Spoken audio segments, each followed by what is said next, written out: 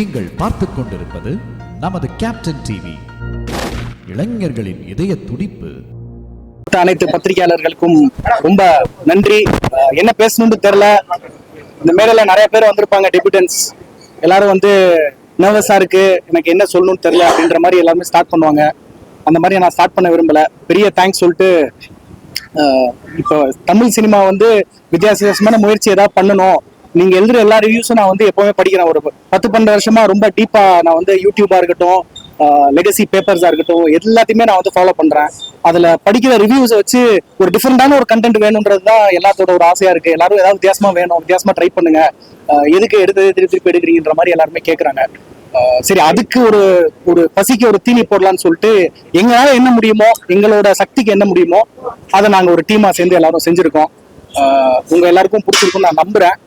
ஒரு டிஃப்ரெண்டான ஒரு முயற்சியில ஒரு சின்னதா ட்விஸ்ட்னு செகண்ட் ஹாஃப்லாம் வச்சிருக்கேன். முடிஞ்ச அளவுக்கு கொஞ்சம் ஸ்பாயிலர்ஸ் இல்லாம வெளியே சொன்னீங்கன்னா இன்னும் கொஞ்சம் நல்லா இருக்கும். உங்களோட சப்போர்ட்னால யாரையும் எங்கெங்கயோ போயிருக்காங்க. ஐ திங்க் இந்த தடவையும் உங்களோட சப்போர்ட் எனக்கு கண்டிப்பா தேவைப்படும். Thank you so much. Thank you every one. Thank you. Hi, எல்லாருக்கும் வணக்கம். நான் ஜனனி. படம் பார்த்த எல்லாருக்குமே ரொம்ப நன்றி. உங்க எல்லாருக்கும் படம் ரொம்ப பிடிச்சிருக்கும் அப்படின்னு நம்புறேன்.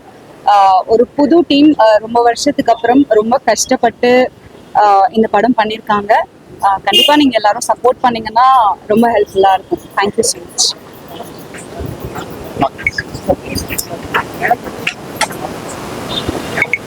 என் பேர் அப்துல் பாசி சார். நான் தான் இந்த படத்தோடைய ப்ரொடியூசர். சினிமாவோட மனசாட்சி வந்து பத்திரிகையாளர் நீங்க தான். உங்களுடைய ஆதரவு வந்து இந்த படத்துக்கு தேவைப்படுது. ஏன்னா ஒரு புது டீமை வச்சு ஒரு புது முயற்சியா இது பண்ணியிருக்கோம். நீங்க பாத்தீங்கன்னா எல்லாமே லைவ்ல அழகான வகையில ஒன்னொன்னு ஷூட் பண்ணியிருக்கோம். மியூசிக் நல்லா பண்ணியிருக்கோம். இந்த உழைப்புக்கு வந்து வெற்றியை வந்து உங்க மூலமா தான் நாங்க பெறணும்னு நினைக்கிறோம். தயவு செய்து உங்களுடைய எழுத்துக்களை வந்து எங்களுக்கு ஆதரவா தருவீங்கன்னு நான் நம்புறேன். இது மட்டும் இல்லாம இந்த மாதிரி வந்து நீங்க பண்ணாதான் அடுத்தடுத்து எங்களுக்கு புது படங்கள் இதே மாதிரி இதுல தயாரிக்க முடியும். அதுக்கு உங்களோட ஆதரவு தேவைப்படுது. மிக்க நன்றி. அனைவருக்கும் மாலை வணக்கம். எங்களோட பெரும் கூட்டு முயற்சி இது. உங்களோட சப்போர்ட் இல்லாம இதை எடுத்துட்டு போக முடியாது. கண்டிப்பா நீங்க எல்லாரும் எங்களுக்கு வந்துட்டு உதவியா இருப்பீங்கன்னு நம்புறேன். எல்லாருக்கும் நன்றி, மகிழ்ச்சி.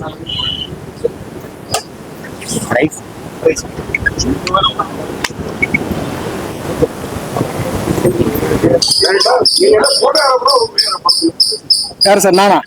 போட்டோகிராஃபர் தான் சார். இல்ல சார், சின்ன வயசுல உங்களுக்கு கேமரா கொடுக்கல. கேமரா கொடுக்குற முன்னாடி தான் ஓவியம் வரைஞ்ச மாதிரி காமிச்சேன். கண்களால வரைகிறது. ஆமா, அதுக்கப்புறம் கேமராவால படம் சார். ஆமாம் சார். நான் வந்து ஒரு 12 வருஷத்துக்கு முன்னாடி ரான்னு ஒரு படம் பண்ணேன் சார். ஆல்ரெடி லிங்கா ரிலீஸ் பண்ண டைம்ல ரிலீஸ் ஆச்சு. இதே ப்ரெஷ் ஷோ இங்கேயே போட்டேன். சீன் மேம் நிறைய பேர் வந்திருந்தாங்க. எல்லாருமே வந்து நிறைய அப்ரிஷியேட் பண்ணியிருந்தாங்க. பட் அன்பார்ச்சுனேட்லி அது நெக்ஸ்ட் வீக்கே வந்து ஸ்கிரீன்ஸோட இதனால அதுக்கப்புறம் கொஞ்சம் போக முடியல. ஒரு பெரிய 10 years பிரேக் எடுத்துட்டேன். ஏன்னா ஃபிளைங்ல அதுக்கப்புறம் பிஸி ஆயிட்டேன். சரி, எப்பவுமே சினிமான்றது ஒரு தாகம், அது ஒரு தாகம் எல்லாம் சேர்ந்து உள்ளது. அதை திருப்பி பண்ணுவோம், நம்மளுக்கு இன்னும் சக்தி இருக்கு, முயற்சி செய்யலாம்னு சொல்லிட்டு தான் நான் திருப்பி ஒன்று ட்ரை பண்ணலாம்னு சொல்லிட்டு நாங்கள் ட்ரை பண்ணேன். அதுக்கு என்னதான் நம்ம ட்ரை பண்ண ஆசை இருந்தாலுமே அதுக்கு எல்லாத்துக்குமே ஒரு முதலாளி வேணும். ஒரு நல்ல முதலாளி கிடைச்சிருக்காரு. அதனால முதலாளியோட ஆசையோட ஒரு படம் டிஃப்ரெண்டா ட்ரை பண்ணலான்றது. ஏன்னா எல்லாருமே வராங்க, நீங்க வாரத்துக்கு ஒரு 5 ப்ரெஷ் ஷோ பாக்குறீங்க. எல்லாருமே நான் எல்லாத்தையுமே ஃபாலோ பண்றேன். இங்க இருக்கிற எல்லா பத்திரிகைகளும் படிப்பேன், எல்லா இதுவுமே நான் பண்ணுவேன். வித்தியாசமா ஒன்று தரணும், அதை ஜெயிக்கணும். ஏன்னா ஜெயிக்கலன்னா நம்மளால வித்தியாசமா எதுவுமே பண்ண முடியாது. அடுத்து கமர்ஷியல் சக்சஸ் வந்து எவ்வளவு முக்கியம் அப்படின்றது வந்து உங்க எல்லாருக்குமே தெரியும். ஸோ அதுக்காக தான் உழைச்சிட்டு இருக்கோம். அதுக்கு நீங்க உதவி பண்ணா. பைலட்ன்ற ஆமா சார், ஒரு குறியீடு கூட இல்லைன்னா எப்படி சார்?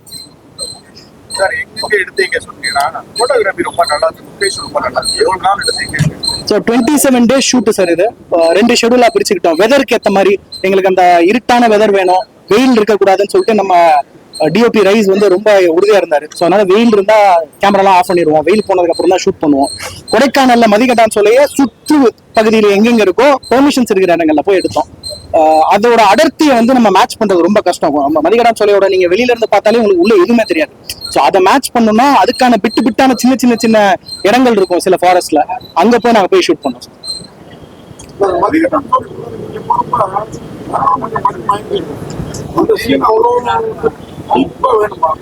ஆமா சார், ஏன்னா உங்களையும் சார் ஹீரோனை கூட்டு போயிருந்தா அப்புறம் நீங்க என்ன மறந்துடுவீங்க சார். அப்புறம் வந்துட்டு என்ன இங்க நிக்க வச்சு நீங்க பேசி மாட்டீங்க, ஹீரோனை கூப்பிட்டு நிக்க வச்சு பேச வச்சிருவீங்க. அதனாலதான் பண்ணேன்.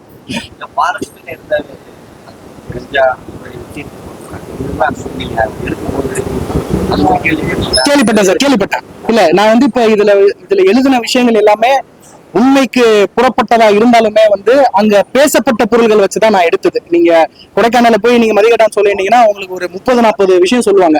அந்த 30-40 விஷயம் நம்ம வைக்க முடியாது. நம்ம கதைக்கு ஏத்த மாதிரி என்ன இருக்கோ அதை மட்டும் தான் நம்மளால செய்ய முடியும். அதுல வந்தது வந்து இந்த கஞ்சா தோட்டம் இதெல்லாம் வந்து வந்திருக்கு, எல்லாருமே சொல்லியிருக்காங்க. ஒரு சின்னதா ஒரு கமர்ஷியல் எலிமெண்ட் தேவைப்பட்டுச்சு, ஒரு ஃபைட் ஒன்று இருந்தா நல்லா இருக்கும் அப்படின்னு சொல்லிட்டு. அதனால ஆமா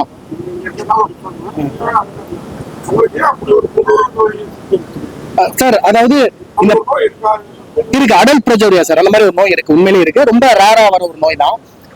அழகா இருந்து அவங்க அந்த பெட்ல படுக்கும் போது ஒரு நம்ம ஹார்ட் வந்து நின்றுணும். அப்பதான் வந்து உங்களுக்கு வந்து அந்த ஒரு ஃபீல் வரும்னு சொல்றதுனால நான் வந்து அவங்களே தான் இல்ல அவங்களே தான் அப்படி. ஆமா, மேக்கப் பண்ணி அவங்க ரொம்ப ரொம்ப கஷ்டப்பட்டு பண்ணாங்க. அவங்க ஒரு 3-4 மணி. என்ன சார் புரியுது? ஹாரர் காட்டல. ஆமா சார், ஹாரர் வந்து ரொம்ப ஈஸி சார். ஹாரர் வந்து ஈஸியா ஏமாத்திடலாம். உங்களுக்கு டக்குன்னு போட்டு 4 சவுண்டு போட்டு இப்படி யாரோ போச்சு இப்படி கிராஸ் பண்ணி போச்சுட்டு ரொம்ப ஈஸியா எடுக்கலாம். ஃபர்ஸ்ட் படமே நான் ஹாரர் தான் எடுத்தேன். அதனால அது பெரிய விஷயம் இல்லை. இந்த மாதிரி ஒன்று டிஃப்ரெண்டா அவங்க ட்ரை பண்ணுவோம்னு சொல்லிட்டு தான் சார் இந்த அப்சஷன் ஒரு படம் வந்துச்சு. ஹாரர்னு சொல்லிட்டு ஹாரரே காட்டாம அவங்க டிஃப்ரெண்டா ஒன்று பண்ணாங்க. ஏன் தமிழ்ல நம்ம ஒன்று பண்ண கூடாது சார்? ஆமா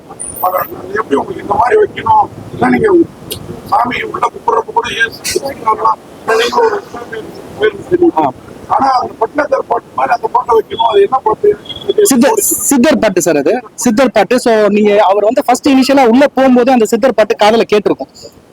இவர வயசான ஒருத்தரை மீட் பண்ணி பேசுவாரு. அவர் சொல்லுவாரு என் தாத்தா தான் உள்ள போய் அந்த கோல்டன் ட்ரீயை பார்த்தாருன்னு சொல்லுவாரு. அப்ப வந்து அவருக்கு அப்பவே அந்த சித்தர் பாட்டு அவர் காதுல மெதுவா உள்ள ஒழிச்சிருக்கும். அதை பார்த்து தான் ஃபாலோ பண்ணுவாரு. ஆனா இந்த இடத்துல வந்து சித்தர் பாட்டு இருந்தா நல்லா இருக்கும் அப்படின்னு சொன்னது வந்து ப்ரொடியூசர் தான் சார். இவரோட நாலேஜ் தான் அதுல வந்து உள்ள நான் போட்டு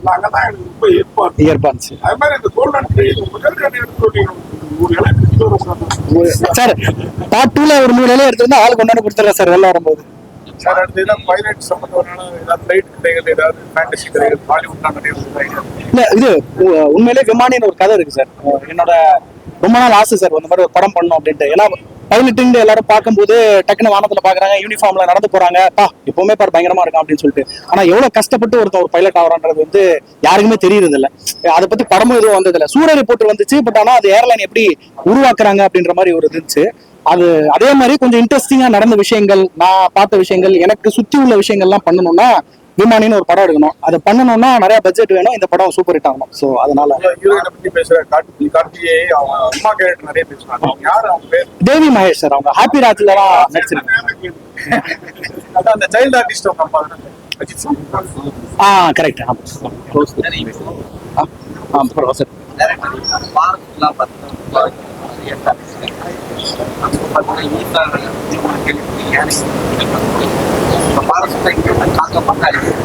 சார் அதுக்குதான் இந்த படம் வந்து நான் பாடமா எடுக்காம படமா எடுக்கணும்னு சொல்லிட்டு அந்த விஷயங்கள் எல்லாமே நான் வச்சிருந்தேன்.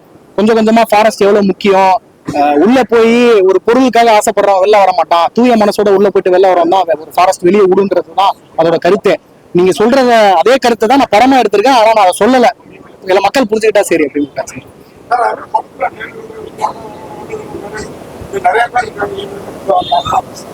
நீங்க தெரியுறீங்க, இவங்க எல்லாம் அப்படியே மறைஞ்சிருக்காங்க.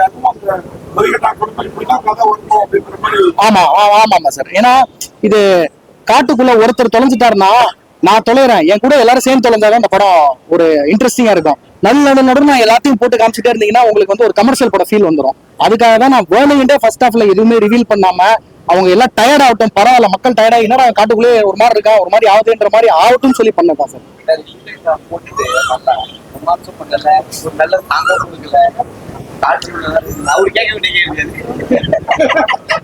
சார் அவங்க கால் ஷீட் தர மாட்டேன்ட்டாங்க சார். அவங்க ஜெயா டிவில நியூஸ் ரீடரு, நியூஸ் இருக்குன்ட்டாங்க, உலக செய்தி சொல்ல போறேன்ட்டாங்க.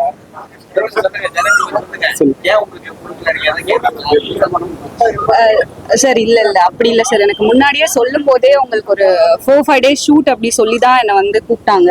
ஸோ அதுக்காக எனக்கு வந்து இது வைக்கலையா அது வைக்கலையான்லாம் கேட்க முடியாது. கால் ஷீட் இல்லைன்னுலாம் போய் சொல்றாரு சார். ஸோ எனக்கு வந்து 4-5 days தான், நாங்கள் டோட்டலாக ஒரு 27 days தான் எடுக்க போறோம் அப்படின்னு சொல்லி தான் சொன்னாங்க.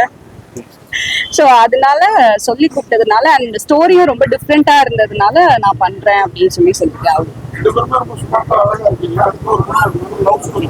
கண்டிப்பா சார், இது ஹிட் ஆனதுக்கு அப்புறம் பண்ணிடுவோம் சார். அவர் ஜிடி நாயுடு இதுல பிஸியா இருக்காரு சார்.